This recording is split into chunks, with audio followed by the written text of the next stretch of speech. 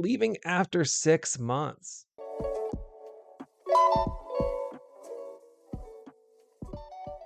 I took on a new process engineering role back in May, 2 years experience before. In June, I was asked to cover as a production supervisor while they searched for a new hire. I was told it would only be an occasional thing as they had other engineers trained to supervise as well. However, within 4 weeks, I was the only engineer, quote, available to supervise. I have been working second shift since July. As a result, all of my engineering projects are on hold, but yet my boss still expects all of them to be completed, which means my bonus/review is going to be horrendous next year. My social life is non existent due to all my hobby clubs meeting on weekdays and working until 11 p.m. on Fridays. I have to fight fires alone without knowing anything, and when I do reach out after hours and take their advice and it doesn't work, I get blamed for it. I did not sign up to be a second shift supervisor. I signed up for first shift engineering position. When I talked to my boss about this, he basically said, tough stuff. I have no financial obligations to stay other than maybe finding a job that pays similarly.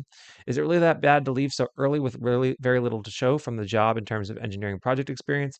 It's not like I improved the plant at all since starting other than it's not like I improved the plant at all since starting, other than filling in and giving the other supervisors a break.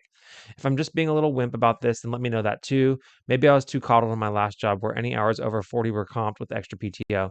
No, you got bait and switched. Plain and simple. So, no, they hired you on, and then they switched your job description. They probably had this role. They probably needed a second shift supervisor this whole time, and they told you it'd be something else. They started you briefly off on something else, and then moved you over where they actually wanted you and needed you, but the position they probably couldn't hire for it. And that's not what you signed up for. So if you want to leave, leave. So find another job and then leave. And then if it's 6 months, you can even leave it off your resume. It happened within this year. And if anybody asks you why you're currently leaving your role, you could just say that it wasn't a fit. The job description didn't match the work experience that you had. But no, yeah, I wouldn't say it's too short of a time at all. At all, you don't have a social life. You don't get to do any things you want to do. So no, leave, leave. But do it after you have another job lined up. There's no reason you should be in a situation where you're in a pickle because this is not the let's be honest, this isn't the best job market. I'd say that it's okay. It's an okay job market, but jobs aren't just falling out of trees. So go ahead, start applying, start interviewing. The good news is you work second shift.